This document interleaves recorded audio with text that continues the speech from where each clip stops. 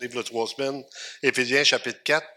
Et puis on avait vu, je fais toujours un petit résumé, dans le fond, c'est que les 3 premiers chapitres, c'est la théorie, et les 3 derniers chapitres, c'est la pratique. Fait qu'on comprend comment le salut est arrivé, des choses comme ça. Même ce matin, je recevais un courriel de quelqu'un qui me disait qu'il avait eu des nouvelles découvertes et que c'était pas nécessairement Jésus qui était le sauveur, mais qu'il avait une connaissance supérieure. Puis je me dis, le monde est tellement dans la confusion, ça n'a pas de bon sens. Et nous, on a l'espérance de la vie éternelle. On a l'espérance qu'il y a une autre vie. C'est pour ça que notre vie sur Terre est temporaire. On est des étrangers, des voyageurs. On est ici pour un temps. On va mourir, à moins que le Seigneur revienne. Mais on ne meurt pas pour vrai, on s'en va dans la présence de Dieu pour l'éternité. C'est l'espérance bénie des chrétiens. Mais en attendant, on est sur cette terre pour accomplir la volonté de Dieu. Il a mis des œuvres qui sont préparées d'avance afin qu'on nous les pratiquions et on veut savoir qu'est-ce que le Seigneur s'attend de chacun d'entre nous. Dans Éphésiens 4, versets 1 à 16, on va juste faire un petit résumé en même temps. Je vous exhorte donc, moi, le prisonnier dans le Seigneur, à marcher d'une manière digne de la vocation qui vous a été adressée. Donc, on avait vu, quand on a étudié la parole, qu'on est un témoignage vivant. Les gens ne lisent pas la Bible, les gens regardent les chrétiens. Et là, il nous parle de notre attitude, comment on doit se comporter en toute humilité, sachant que tout ce qu'on a reçu vient de Dieu. Douceur, parce qu'il n'y a rien de plus merveilleux que quelqu'un qui vient te reprendre, qui va te voir, qui t'amène sa douceur, avec patience, vous supportant les uns les autres avec charité. On avait vu aussi, si vous voulez savoir si vous avez une bonne relation avec Dieu, à regarder comment votre relation est avec les autres. Si votre relation n'est pas bonne avec les autres, votre relation avec Dieu n'est pas nécessairement bonne non plus. Ça fait peur un petit peu là, quand on regarde ça, mais normalement, on devrait avoir une bonne relation avec les autres. Puis là, il nous dit, vous efforçant de conserver l'unité de l'esprit par le lien de la paix. Ce qu'on avait vu, c'est que l'unité est déjà donnée par le Seigneur, mais il nous donne la responsabilité de la conserver. De la manière qu'on va prier les uns pour les autres, qu'on va intercéder les uns pour les autres, qu'on va agir les uns vers les autres, on préserve l'unité que Dieu nous a déjà donnée. Là, il dit, il y a un seul corps et un seul esprit, comme aussi vous avez été appelés à une seule espérance par votre vocation. Ici, qu'est-ce qu'ils sont en train de nous parler dans les Écritures? C'est nos points en commun. Toutes les églises qui ont le Seigneur ont des points en commun. Un seul Dieu, une seule espérance, un seul Christ, un seul Seigneur, une seule foi, un seul baptême. On avait vu le baptême du Saint-Esprit quand les gens naissent de nouveau. Vous êtes tous baptisés du même esprit. Puis le baptême d'eau aussi qui représente la mort et la résurrection avec Christ. Un seul Dieu et Père de tous qui est au-dessus de tous et parmi tous et en tous. Mais à chacun de nous, la grâce a été donnée selon la mesure du don de Christ. Donc, on va prendre le temps de regarder ce verset-là ce matin, entre autres. On va voir qu'il parle à la collectivité, l'ensemble des croyants, mais il parle aussi à la personne individuellement. On a regardé au travers des années, le Seigneur est concerné par vous spécifiquement, pas seulement par l'Église. Il dit c'est là qu'il envoie la bénédiction sur l'Église quand on est ensemble réunis, mais individuellement, vous devez avoir une relation avec lui. C'est pourquoi il est dit, étant monté en haut, il a emmené des captifs et il a fait des dons aux hommes. Or, que signifie il est monté, sinon qu'il est aussi descendu dans les régions inférieures de la terre? Celui qui est descendu, c'est lui-même qui est monté au-dessus de tous les cieux afin de remplir toutes choses. Et il a donné les uns comme apôtres, les autres comme prophètes, les autres comme évangélistes, les autres comme pasteurs et docteurs, pour le perfectionnement des saints, en vue de l'œuvre du ministère et de l'édification du corps de Christ. Jusqu'à ce que nous soyons tous parvenus à l'unité de la foi et de la connaissance du Fils de Dieu, à l'état d'homme fait à la mesure de la stature parfaite de Christ, afin que nous ne soyons plus des enfants flottants et emportés à toute doctrine par la tromperie des hommes, par leur ruse dans les moyens de séduction, mais que, professant la vérité dans l'amour ou dans la charité, nous croissions à tous égards en celui qui est le chef, Christ. Puis il termine en disant, c'est de lui, grâce à tous les liens de son assistance, que tout le corps bien coordonné et formant un solide assemblage tire son accroissement selon la force qui convient à chacune de ses parties et s'édifie lui-même dans la charité. Donc, le but de Dieu, c'est le perfectionnement des saints. Et après ça, que les gens qui marchent avec lui rentrent dans leur appel. On a des appels spécifiques, mais on va les voir ce matin. Donc, l'unité de l'Église, on va voir le verset 6. On va regarder Éphésiens 4, 6. De l'unité de l'Église à sa diversité, l'unité ne doit pas être confondue avec une uniformité sans vie et sans couleur. Ça, c'est important de comprendre ça. On est complètement différents les uns des autres. Et ça, c'est la grâce de Dieu. Si on serait tous pareils, ça serait vraiment une Église très plate. Mais on est différents et on rentre dans ce que Dieu a pour nous. L'unité de l'Église, au lieu d'être ennuyeuse par sa monotonie, est passionnante dans sa diversité. Donc, au lieu d'être, encore une fois, par sa ennuyeuse, elle est passionnante par sa diversité. C'est de voir chacun différent avec ce que Dieu a pour lui. Dans le verset 7, à chacun de nous, on va regarder encore le texte, mais à chacun de nous, la grâce a été donnée selon la mesure du don de Christ. Donc ici, le Seigneur donne une mesure de grâce, il donne des dons à chacune des personnes qui font partie de son corps. Il n'y a personne ici qui n'a pas de don. On va regarder tantôt, on va les énumérer. Et peut-être même, vous allez être capable de vous identifier là-dedans. Ah ben moi, c'est ça, c'est quelque chose que Dieu m'a donné, c'est quelque chose que Dieu m'a accordé. Dans 1 Corinthiens, chapitre 12, versets 4 à 14, on va regarder le texte qui parle des dons spécifiques. On peut voir dans les Écritures qu'il y a au moins une vingtaine de dons qui sont identifiés, à part tous ceux qui ne le sont pas. Il y a diversité de dons, mais le même esprit. Diversité de ministères. Vous vous souvenez, au mois d'octobre, on a fait un remerciement de ministère, une reconnaissance de ministère. Vous souvenez-vous combien de ministères avaient reçu de diplômes? Là-dessus que ça rappelle? On avait 23 ministères différents dans l'Église présentement. On va dire, l'école du membre, la garderie, c'est plus que ça. C'est dehors, c'est le bureau, c'est l'enseignement, c'est le coprécepte, il y a plein de choses qui se font à l'Église. Diversité de ministères. Chacun rentre dans ce que Dieu a pour lui. Et quand on rentre là-dedans, je pense toujours à M. Saint-Laurent, là, ça me vient à l'esprit, M. Saint-Laurent, checkez-moi, je vais parler de vous. M. Saint-Laurent, il a un don de service. Je ne sais pas si vous l'avez regardé, mais souvent, avec sa femme, c'est lui qui arrose les fleurs le matin, l'été. Mais quand on a fait la couverture, il arrivait à 6 heures le matin. Mais lui, il avait mal à une épaule. Il venait de vivre un accident. Et il était là pour ramasser le bardeau à terre pour le mettre dans le trailer. Personne ne l'a vu, mais il y avait un don de service. C'était comme quelque chose. Puis là, je le prépare avec M. Robillard pour voir si on va avoir une partie de sucre cette année. Fait qu'en le vantant comme ça, puis en l'encourageant, ça se peut qu'on ait une belle partie de sucre avec les deux acolytes assis sur le côté du cabanon, en train de fumer à pipe. Et non, il ne fume pas à pipe. Mais en train de faire le sirop d'érable. On espère juste qu'il va y avoir de la neige pour ça. Ça va être une bénédiction. Donc, diversité de ministères, mais le même Seigneur.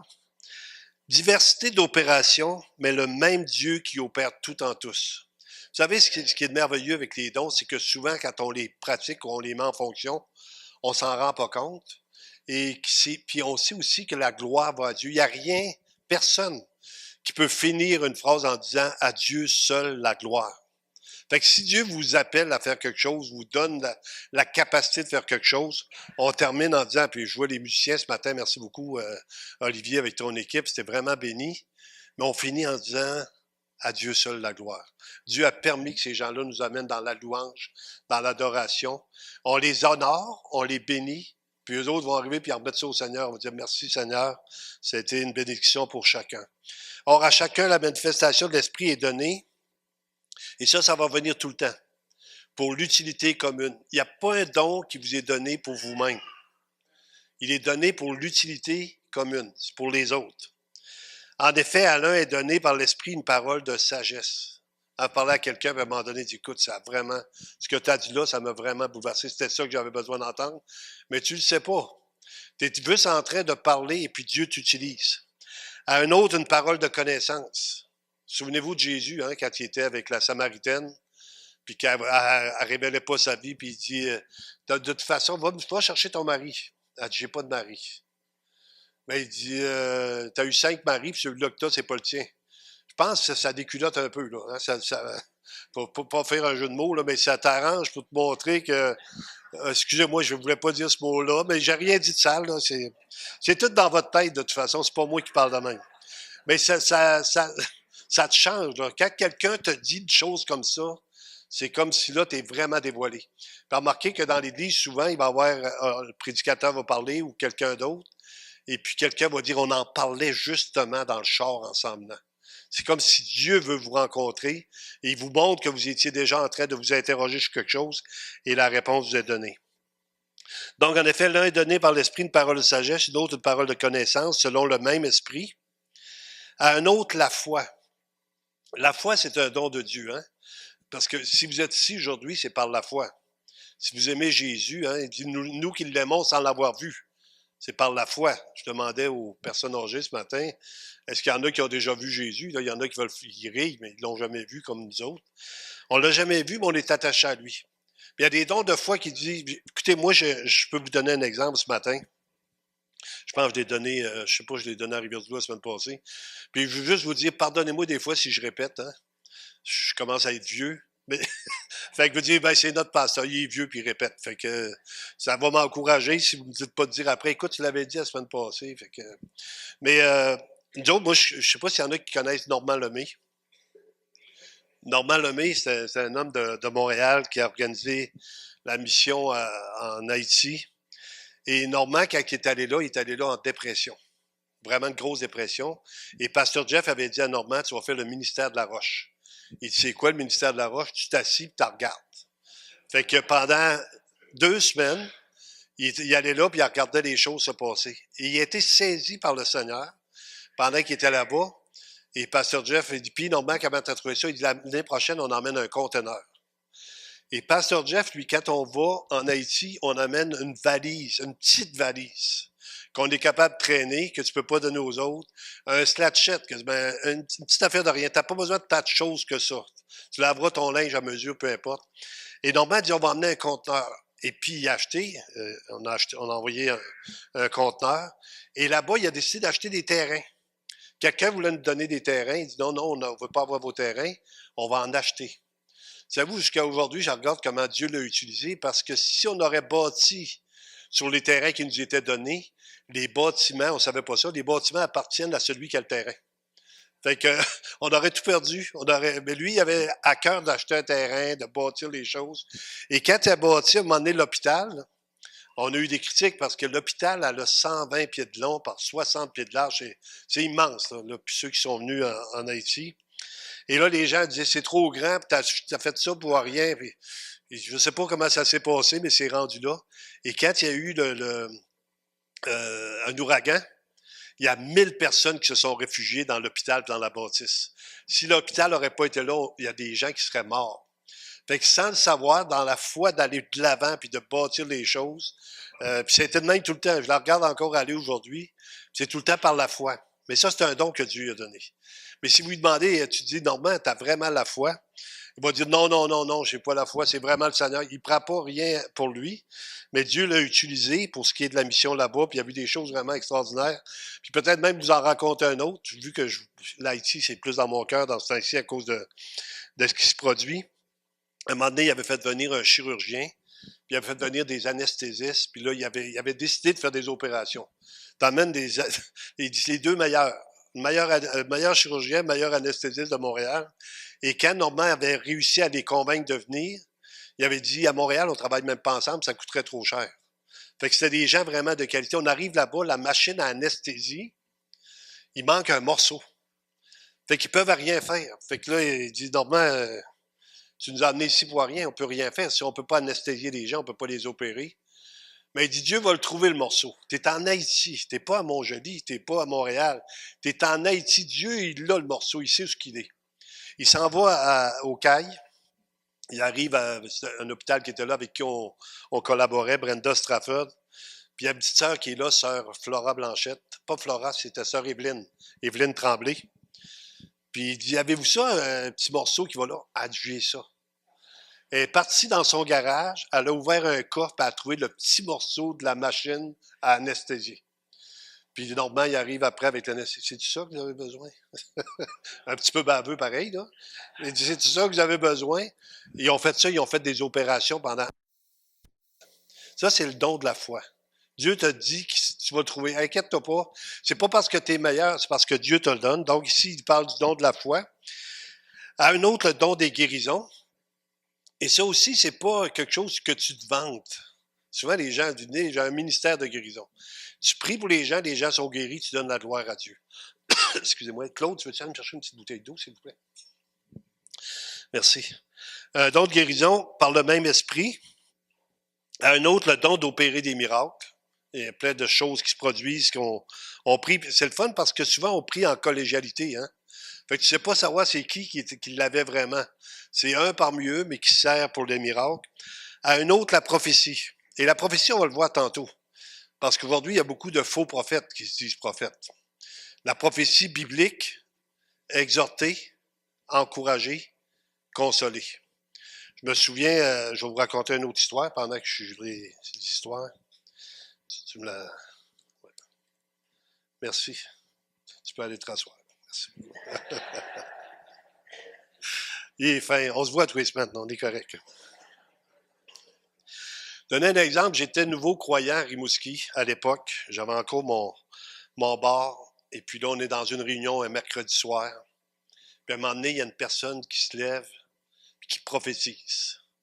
La prophétie, c'était une parole de Dieu. C'était ce qui était écrit dans la Bible. Quand on prophétise, on proclame la parole de Dieu. Et la personne dit, sortez du milieu d'eux, mon peuple, et je vais vous accueillir. Je serai pour vous un père, vous serez pour moi des fils et des filles, dit le Seigneur Tout-Puissant, dans Corinthiens. Donc, un texte biblique. Mais pendant qu'elle dit ça, moi, je suis saisi dans mon banc, parce que là, je suis vraiment bouleversé. Moi, c'est comme si Dieu me parlerait. Mais c'est une prophétie. C'est comme si elle lit la Bible. Ça aurait pu être, c'était elle qui lisait la Bible à ce moment-là. Et puis, le jeudi soir, on fait une réunion de prière à l'hôtel. On appelait ça des ténèbres à la lumière. Les gens partaient dans le bar en arrière, puis ils venaient dans le lobby en avant. On priait. On avait le pasteur qui était là. J'ai dit, il faut vraiment que je vende l'hôtel. Je ne suis plus capable de vivre dans ça. Et puis, on a prié. Et le dimanche matin à 8 heures, il y avait quelqu'un qui est venu acheter l'hôtel. Pour pas faire de trop de détails. Et j'étais à l'église. C'est moi qui étais à l'accueil. Et au lieu de dire au monde que Dieu vous bénisse, je disais, j'ai vendu mon hôtel, j'ai vendu mon hôtel. Et les autres, tout le monde priait, mais personne ne mettait de pression, mais c'était l'œuvre de Dieu. Et quand j'ai cherché la madame, semaine après semaine, pour la remercier, je ne l'ai pas vue. Un an après, je la rencontre dans un restaurant à Rimouski. Hey, je voulais t'en remercier quand tu as dit cette parole-là. Ça a complètement changé ma vie. Tu as confessé la parole de Dieu, mais c'était pour moi et ça a changé ma vie. Puis elle a dit, j'ai abandonné l'Église parce que je pensais que Dieu ne m'utilisait pas. Vous savez jamais ce que Dieu va faire avec vous. C'est pour ça que quand on parle de l'importance d'être là, quand est-ce que tu vas donner une parole, une main, une prière, peu importe. Et c'est ça un genre de prophétie. Exhorter, encourager, consoler. Donc, il nous dit un peu plus loin, à un autre, le discernement des esprits. Donc, voilà, ça, c'est de Dieu, mais ça, c'est vraiment pas de Dieu. Ça peut être tentant, des fois, des choses qui t'arrivent ou des emplois qui te sont offerts, puis tu dis, écoute, vraiment, ça serait béni, mais il y a quelqu'un qui dit, non, non, si tu fais ça, tu peux perdre ça. Il y a le discernement des esprits, ça vient, j'ai eu un témoignage cette semaine de quelqu'un que Dieu y parlait, vraiment, audiblement, puis je crois ça. Je crois que Dieu peut parler audiblement. Mais je crois aussi que le diable peut te parler dans l'oreille. Puis je crois aussi que tu peux te parler toi-même dans tes oreilles si tu veux arriver à des choses.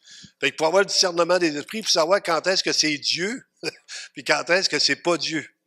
Souvenez-vous de l'apôtre Paul, quand il va prêcher l'Évangile, il va dire « Le Seigneur nous a empêchés d'aller à telle place. » Puis à un moment donné, il dit « Satan nous a empêchés. » À une autre place, mais il discernait si ça venait de Dieu ou pas de Dieu, comment les choses se produisaient. Donc, le discernement des esprits, à un autre, la diversité des langues. Donc, ça, il y a eu des miracles vraiment incroyables, des gens qui partaient dans d'autres pays, qui se mettaient à parler la langue du pays en arrivant là-bas. Donc, il ne faut pas dire que ça n'a jamais arrivé. C'est des choses qui se sont produites. Les langues, c'est un don de Dieu. Mais c'est pas quelque chose, c'est pas le premier des dons, c'est le dernier. Puis s'il n'y a pas d'interprétation, donc les gens disent, parles-tu en langue? Il y a des gens, plein de gens qui vont parler en langue. Mais c'est pour ton édification personnelle, à moins qu'il y ait un interprète. C'est pour ça qu'à l'Église, on ne parle pas en langue dans la communauté, à moins que tu saches qu'il y a quelqu'un, quelque chose. Puis si tu le sais en français, dis-le en français tout de suite. Ça va être moins compliqué. Ça, on va comprendre, tout le monde va comprendre. Mais il va dire la prophétie, par exemple, la parole de Dieu va encourager tout le monde. à un autre le discernement des esprits, à un autre la diversité des langues, à un autre l'interprétation des langues. Un seul et même esprit opère toutes ces choses et distribuant à chacun en particulier comme il veut. Ça, c'est une autre chose à apprendre. C'est que Dieu donne comme il veut. C'est lui le décideur. C'est lui le boss. C'est pas nous autres qui décident, ah, j'aimerais ça, avoir telle chose. Ou, souvenez-vous de celui qui avait été demandé, oh, j'aimerais ça prier pour que les gens aient le don du Saint-Esprit. Il ne sait pas ce que tu demandes, il voulait acheter ça à prix d'argent. Une convoitise pour avoir un don. Mais on n'a pas de convoitise. On dit, Seigneur, donne-moi ce que tu veux que je fasse, puis je vais juste te donner toute la gloire après.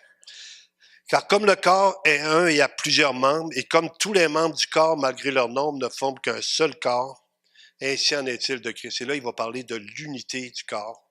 Pas de l'uniformité de tout pareil, mais différent. Mais on a besoin de chacun des membres dans le corps de Christ. Nous avons tous en effet été baptisés dans un seul esprit pour former un seul corps, soit juif, soit grec, soit esclave, soit libre, et nous avons tous été abreuvés d'un seul esprit. Mais on le voit tout de suite, là, quand on rencontre quelqu'un qui est né de nouveau, on a tout de suite le même esprit. Peu importe d'où il vient, s'il a pris une décision pour le Seigneur, on a une relation avec lui. On va aller voir Romains 12, 3 à 8.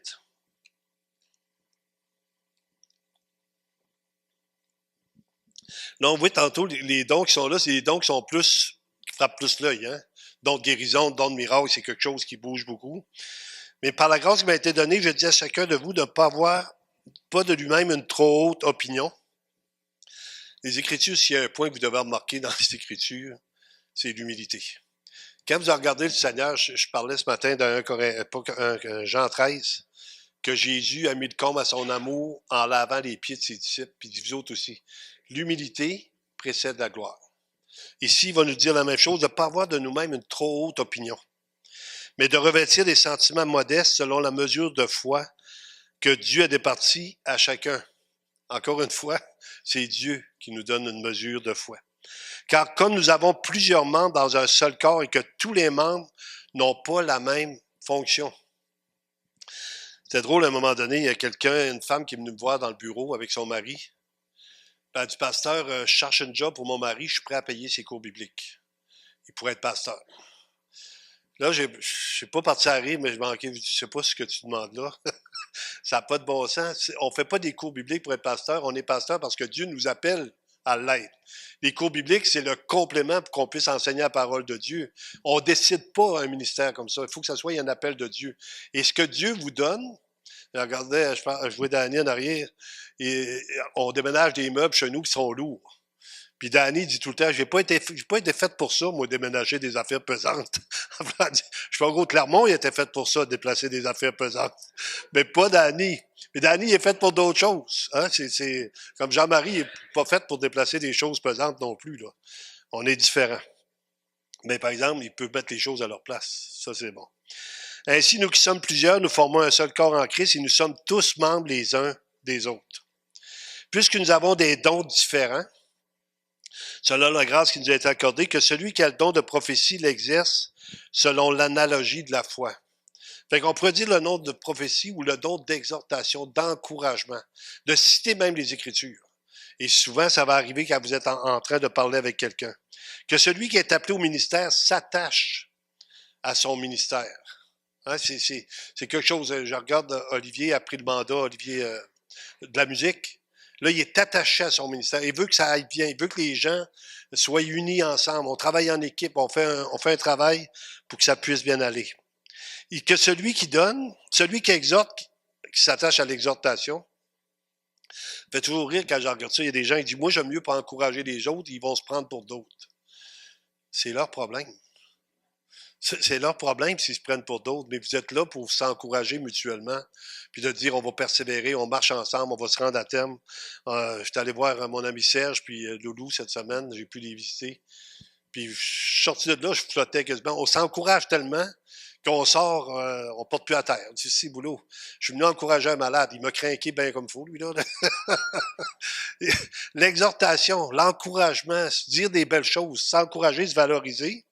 Il dit aussi, celui qui donne le fasse avec libéralité.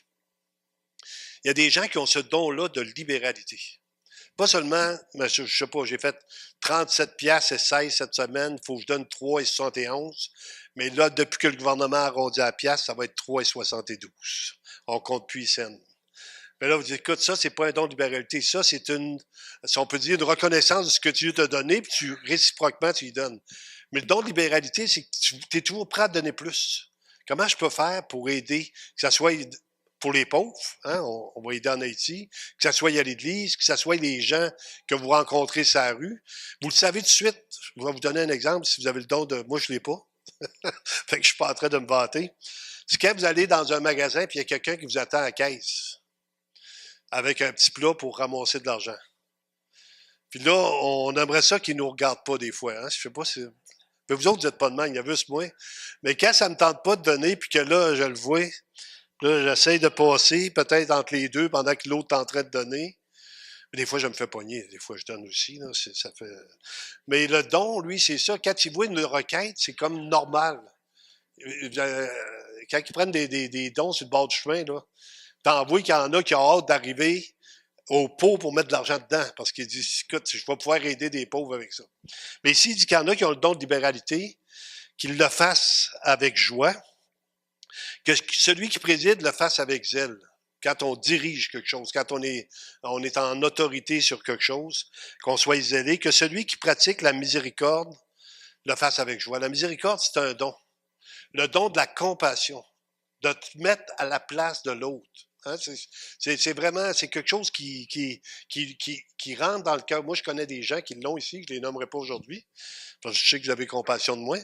Mais le don de miséricorde, c'est quelque chose d'unique. C'est quelque chose qui fait que tu n'es pas en train de condamner ou de juger la personne, les gens. Tu es en train de vouloir leur bien.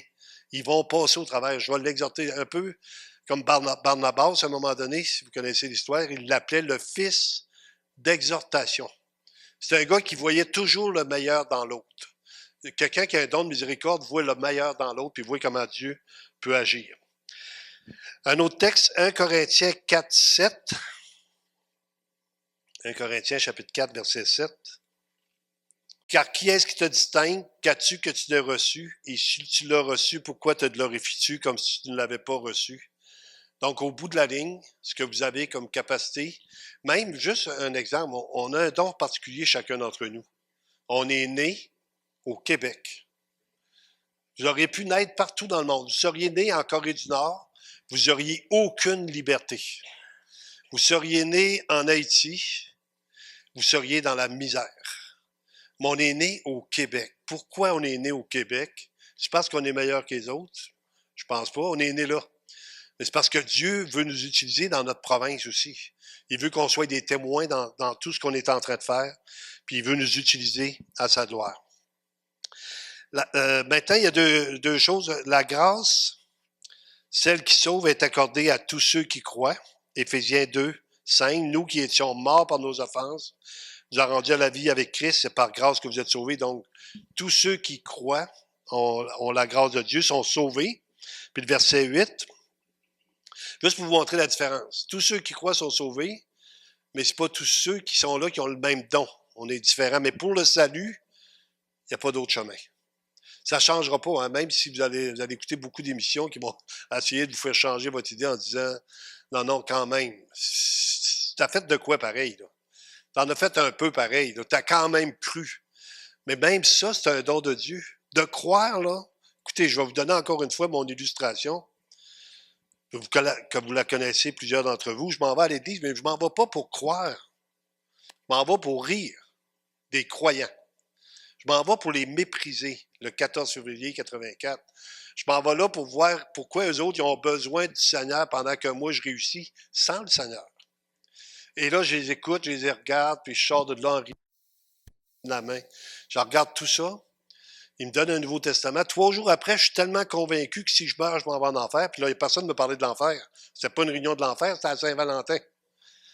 Mais je suis convaincu que si je meurs, je suis perdu. Ça vient pas de moi, ça. C'est Dieu qui m'a parlé par son Saint-Esprit pour me montrer mon état. Fait que même quand on se convertit, on peut pas dire c'est moi qui ai cru. Non, c'est Dieu.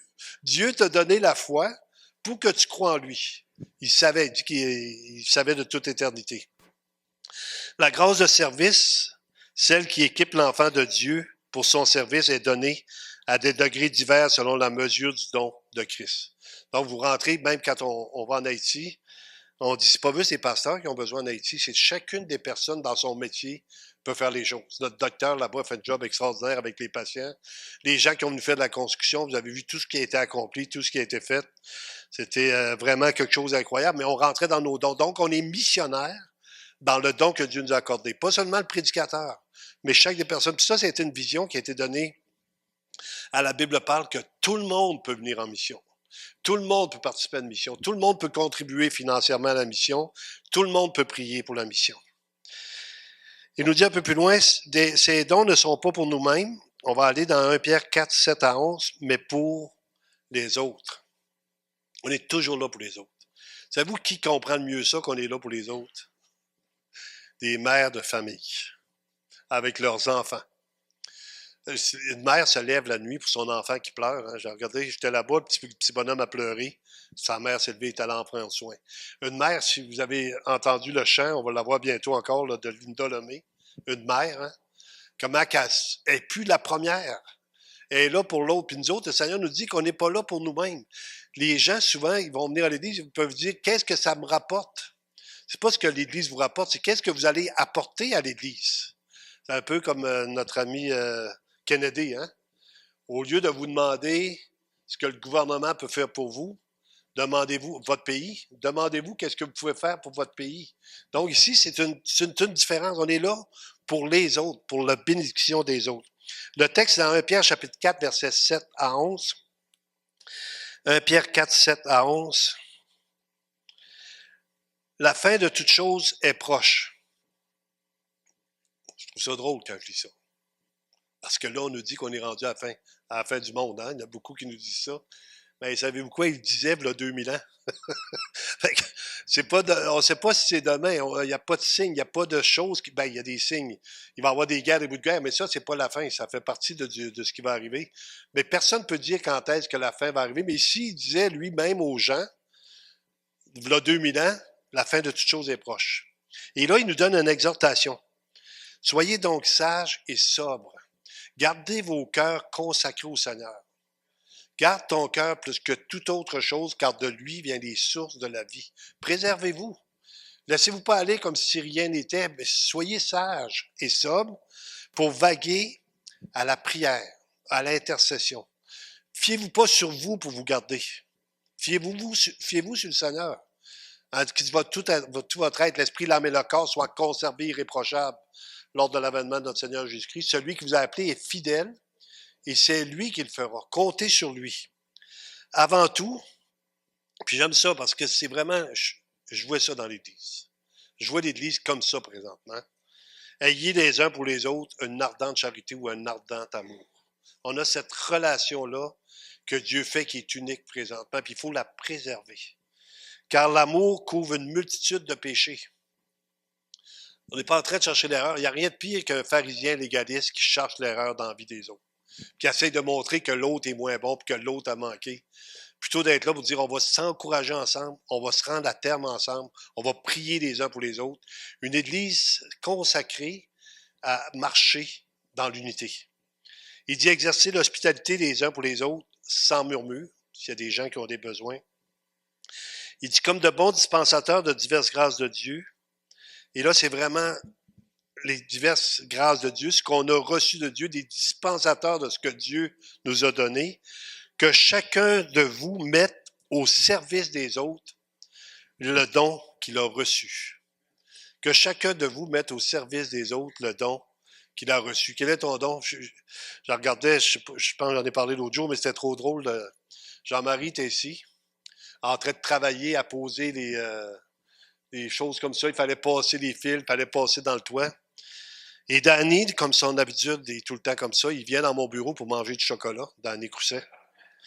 Il vient, il dit, j'aurais une petite demi-heure, je pourrais-tu aller manger du chocolat avec toi? Il dit, oui, il m'en reste quelques-uns, mais j'en donne pas trop, je veux pas qu'il... Je veux qu'il revienne. Non, j'aime ça quand il vient, fait que je veux qu'il revienne. Hey, ça donne bien Danny, t'es là. Il dit, comment ça? Hey, Jean-Marie a besoin d'un gars de l'autre côté, fait que là, je l'amène par la main quasiment. Il vient le porter à Jean-Marie. Jean-Marie est tout content de voir arriver Danny. Ils se sont mis ensemble, puis ils ont tous passé le filaire. Mais le filaire, là, moi, je ne peux pas de faire ça, là. Je peux lever quelqu'un, mais je ne peux pas passer dans un trou de souris. Mais eux autres sont capables. Fait qu'ils ont passé entre les deux, il y a 3 pieds de plafond. Il faut que tu sautes les choses comme ça, là. Toi aussi, Denis, tu ne seras pas capable. On est pareil. Fait que, eux autres, ils ont passé là-dedans, puis à un moment donné, Danny s'est écarté, il ne savait plus ce qu'il était. Parce que là-dedans, il fait noir. Les lumières sont par en bas, sont pas par en haut. Fait qu'il criait, t'es rendu où? Il cherchait Jean-Marie. Jean-Marie, il dit, je suis titre. L'autre était rendu là-bas, l'autre était rendu là-bas, dans le toit. Mais je me dis, voyez-vous, que chacun mette au service des autres le don qu'il a reçu. Ils ont sorti de là avec joie d'avoir fait la job, d'avoir travaillé en équipe. Moi, je trouve ça extraordinaire. Et si quelqu'un parle, que ce soit comme annonçant les oracles de Dieu. Donc, d'annoncer la parole de Dieu. Si quelqu'un remplit un ministère, qu'il le remplisse selon la force que Dieu communique. Donc, chacun d'entre nous, on rentre dans nos ministères, on demande au Seigneur son aide, il nous donne des façons de faire. Je regarde Guylaine aussi à l'école dimanche, comment Dieu l'a inspiré. Quelqu'un, il a dit, il y a des cours comme ça qu'on faisait là-bas, peux-tu y faire ici, on en recommence. Et là, c'est toutes les familles de l'Église qui en bénéficient parce qu'elle est rentrée dans son appel là-dedans. Et il dit après ça qu'il le remplisse selon la force que Dieu communique, afin qu'en toute chose, et là, ça finit par dire ce qu'on dit depuis le début, Dieu soit glorifié par Jésus-Christ. Et c'est une grâce que Dieu nous utilise dans différents domaines. C'est vraiment un cadeau que le Seigneur nous fait. Qu'on soit là et qu'on puisse travailler à son œuvre. Il dit qu'en toute chose, Dieu soit glorifié par Jésus-Christ, à qui appartiennent la gloire et la puissance au siècle des siècles. Amen. Donc, l'ascension de Christ, je vais terminer avec ça, les versets 9 et 10 de Éphésiens. Éphésiens 4, 9 et 10. Éphésiens 4, 9 et 10.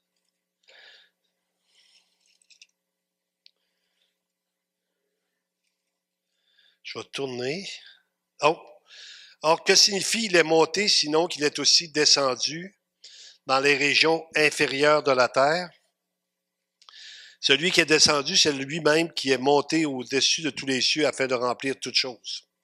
Fait qu'ici, on nous dit que Jésus est descendu dans les régions inférieures de la terre. Les gens disent, il est allé prêcher l'Évangile aux gens qui étaient là. Jésus n'est pas allé prêcher l'Évangile à ceux qui étaient déjà perdus. La Bible nous dit qu'il est donné à l'homme de mourir une seule fois, après quoi vient le jugement. Ce que Jésus est allé faire, il est allé proclamer sa victoire sur la mort, proclamer le salut pour ceux qui ont cru. Et j'ai vu des commentateurs qui disaient, c'est là que Lazare, lui, est parti avec le Seigneur parce que lui était croyant. Il y avait le mauvais riche, puis Lazare est parti avec le Seigneur, mais il n'y a pas d'évangile, il n'y a pas de salut possible après la terre. La journée que vous mourrez, c'est pas.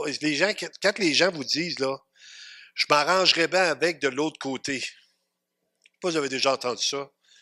Il me passe des frissons. Hein, je m'arrangerais bien avec, comme si on est égal. Je m'arrangerais avec, puis si ça ne fait pas son affaire, c'est comme si j'allais sur le banquier, puis il dit le taux d'intérêt, c'est 8 Je m'arrangerais bien avec, c'est 2 c'est moi qui mène. Le banquier va dire, va emprunter ailleurs, je t'en prête pas, je prête à 8. C'est lui le boss. Et ici, c'est la même chose. Mais la chose qu'il faut se dire, parce que souvent, on a perdu des êtres chers, puis ça me vient à l'esprit, là. Demandez-vous pas ce qu'ils sont morts. La Bible nous dit qui est monté, qui est descendu. Posez-vous pas de questions. On ne sait pas comment Dieu va les accueillir. S'ils ont peut-être cru avant de mourir, il y a peut-être eu on ne sait pas. On laisse ça dans les mains du Seigneur. Mais on prêche aux vivants parce que les vivants qui n'ont pas reçu Jésus-Christ sont perdus. Fait que notre vie est sur cette terre. Après ça, c'est le Seigneur. Le Seigneur s'arrange avec les autres choses de l'autre côté. On va terminer comme ça, vu qu'on a la Sainte Seine ce matin. Si vous voulez, je vais recommencer la semaine prochaine là-dessus, où ce qu'on va être rendu. Mais on va juste prier pour que vraiment que vous puissiez réaliser les dons que vous avez, que ce que Dieu vous a demandé. Vous allez voir que quand Dieu vous donne un don aussi, ce que je veux dire, c'est que c'est pas un fardeau de le mettre en pratique. Vous êtes content. Vous avez hâte. Je vous avais dit, il y a quelques semaines, il y a quelqu'un qui a décidé de pelleter la cour. Il avait hâte, mais le problème, c'est qu'il n'y a plus de neige. Fait que, il est privé de son don. en attendant que la pelouse pousse. Mais on a des dons, on a des choses. Quand vous rentrez là-dedans, je regarde les gens, je regarde Claude, là, un exemple. On le cite souvent, vous l'aimez tout, Claude, là. Mais Claude, il est ici un lundi matin, lui, à 7 heures, là. Il pense que vous êtes encore là. Non, non, c'est pas ça. Il vient faire le ménage. Il dit, j'ai fait le ménage. Là, il était sénère cette semaine. Je finis avec ça, là. Parce que le café n'était pas arrivé, puis là, il avait peur que le monde manque de café. C'était plus qu'une petite affaire. Pasteur, ça prend du café. Oui, mon Claude, on va prendre du café. Ça prend du chocolat pour les enfants. Il ne faut pas que les enfants manquent de chocolat. Il dit même Lauréat prend du chocolat. Lauréat. mais, mais juste comment c'est sa vie de servir. C'est sa vie, c'est ça maintenant. C'est pour le temps qui nous reste, faites du bien envers tous, principalement vers les frères à la fois. Fait qu'il a compris que maintenant, on est là pour servir les autres, faire du bien aux autres, bénir les autres, puis les encourager. Amen.